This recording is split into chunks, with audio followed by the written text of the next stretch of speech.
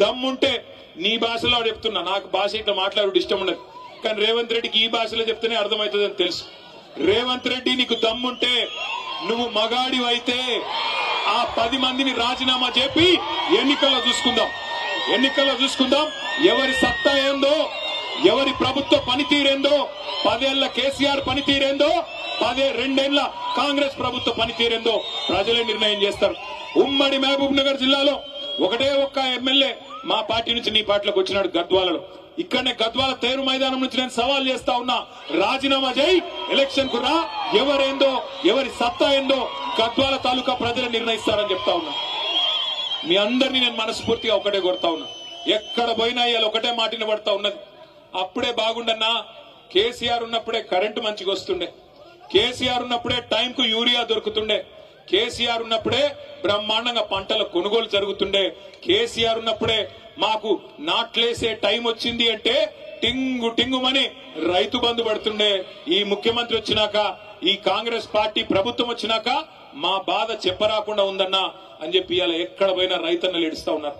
Auto డ్రైవర్లు చెప్తా ఉన్నారు, అన్నా ఇది మా చావుకే వచ్చింది ప్రభుత్వం, ఇప్పటికే దగ్గర 70 మందిని చచ్చిపోయినాము, దయచేసి మమ్మల్ని కాపాడండి అని చెప్పి ఆటో అన్నలు బాధపడతా ఉన్నారు. అట్లాగే ఏ వర్గమైన పిల్లల దగ్గరికి పోతే, చదువుకున్న పిల్లల దగ్గరికి 2 లక్షల ఉద్యోగాలు వస్తాయి మొదటి సంవత్సరం అని చెప్పి రాహుల్ గాంధీ వచ్చి చెప్తే నమ్మినామన్నా, నమ్మి మీకు వ్యతిరేకంగా ప్రచారం చేసినాం, ఓట్లేసినాం, ఇట్లా ఉద్యోగాలు అమ్ముకుంటారని మాకు తెలియదన్నా. ఒక్కో ఉద్యోగం గ్రూప్ 1 ఉద్యోగాన్ని 3 కోట్ల నుంచి 5 కోట్లకు అమ్ముకున్నారు, డిప్యూటీ కలెక్టర్ లాంటి ఉద్యోగాలను. మరి ఇంత దుర్మార్గం వస్తుందని మేము అనుకోలేదన్నా అని పిల్లలు బాధపడతా ఉన్నారు, మా ఆడబిడ్డలు బాధపడతా ఉన్నారు.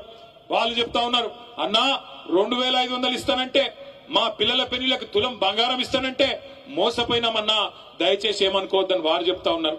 గురుకుల పాఠశాలలు ఆనాడు ప్రవీణ్ గారు సెక్రటరీగా ఉన్నప్పుడు కేసీఆర్ గారు 1022 గురుకుల పాఠశాలలు పెట్టి, మీ దగ్గర కూడా అన్ని మండలాల్లో మల్దకల్ కావచ్చు, కేటీతోటి కావచ్చు, అదేవిధంగా గట్టు కావచ్చు, దరూరు కావచ్చు, ప్రతి మండలంలో బ్రహ్మాండంగా గురుకుల పాఠశాలలు, ఎస్సీ ఎస్టీ బీసీ మైనారిటీలకు బ్రహ్మాండమైన గురుకుల పాఠశాలలు పెట్టి 1022 పాఠశాలల్లో 6.5 లక్షల మంది పిల్లల్ని చదివించేటోడు.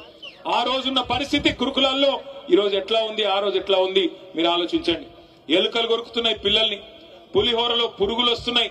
ఇప్పటికి 105 మంది పిల్లలు ఆఖరికి చచ్చిపోయే దుస్థితి ఈ ప్రభుత్వంలో వచ్చింది. ఇవన్నీ బాగున్నాయనా? మీ గద్వాల ఎమ్మెల్యే గారు పోయి రేవంత్ రెడ్డి సంకలో ఎక్కినాడు. గురుకులాలు బాగుపడ్డాయనా? మీ రోడ్లు బాగుపడ్డాయనా? గద్వాల తాలూకాల రూపాయి పనైందనా? ఎందుకు పోయిండు, ఎవరి అభివృద్ధి కోసం పోయిండు ఆలోచించమని కోరుతా ఉన్నా. ప్రజల విజ్ఞతను, ప్రజల చైతన్యాన్ని అవమానపరచడమే కాకుండా ఇవాళ మళ్ళొక్కసారి నాటకాలు ఆడుతున్న ఈ 10 మంది ఎమ్మెల్యేల్ని తప్పకుండా భరతం పెట్టాల్సిన బాధ్యత మీరే తీసుకోవాలని నేను కోరుతా ఉన్నా. చివరిగా ముగించే ముందు నేను అడుగుతా ఉన్నా, ముఖ్యమంత్రి రేవంత్ రెడ్డి గారిని అడుగుతా ఉన్నా, మీకేమన్నా కొద్దిగా రేషం ఉందా, పౌరుషం ఉందా అని అడుగుతా ఉన్నా. మీరే కదా అన్నాడు ఎమ్మెల్యేలు పార్టీ మారినారు కాంగ్రెస్ వాళ్ళని చెప్పి, మీరే కదా మాట్లాడింది. ఎమ్మెల్యేలు పార్టీ మారిన వాళ్ళని రాళ్లతోని కొట్టి చంపమని అన్నాడు. మరి వీళ్ళు ఎవరు చంపాలా రాళ్ళని? ఎవరిని కొట్టాలా? ఈరోజు మీరే కదా అన్నారు అన్నాడు. ఆ ఇంటి మీద వాళ్ళని కాకి, ఈ ఇంటి మీద వాళ్ళద్దన్నారు. మరి 10 మంది కాకుల్ని ఎందుకు చేర్చుకున్నావని నేను అడుగుతా ఉన్నా. ఈ 10 మంది కాకులు ఇవాళ ఎటు కాకుండా పోయినారు వీళ్ళు. ఇలా గట్టిగా పోయి అడిగినావు అనుకో నువ్వు ఏ పార్టీ అని. ఇప్పుడు 2 లింగాలు ఉంటాయి నాకు తెలిసి అయితే, ఒకటి భూలింగం, రెండోది స్త్రీలింగం, అంతేనా? ఇప్పుడు మరి ఏ లింగాలు వీళ్ళు, ఎవరు వీళ్ళు? ఎటుగాని పరిస్థితిలో ఇరుక్కొని పోయినారు. ఏ పార్టీ చెప్పలేరు, ఎమ్మెల్యేలో కాదో చెప్పలేరు. స్పీకర్ కాడ ఒక మాట, ప్రజల కాడ ఒక మాట, బయటికి వస్తే ఒక మాట, ముఖ్యమంత్రి కాడికి వస్తే కాళ్ళు మొక్కేది. గిందుక మిమ్మల్ని గెలిపించింది. తప్పకుండా అందుకే గద్వాల చైతన్యం ఉన్న ప్రాంతం, తప్పకుండా మీ చైతన్యాన్ని చూపెట్టాలి.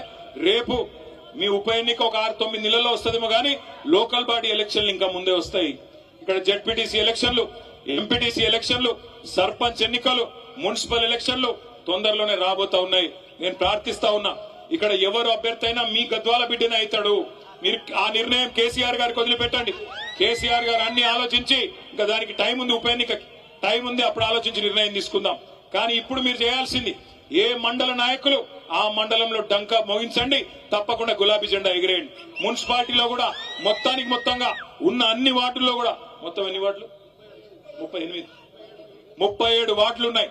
మరి 37 వార్డులకు గాను కనీసం 30 వార్డులు గెలిచి మరి గద్వాల మున్సిపాలిటీ మీద కూడా మళ్ళొక్కసారి గులాబీ జెండా ఎగరేసే విధంగా అందరినీ కలుపుకొని ముందుకు నడవండి.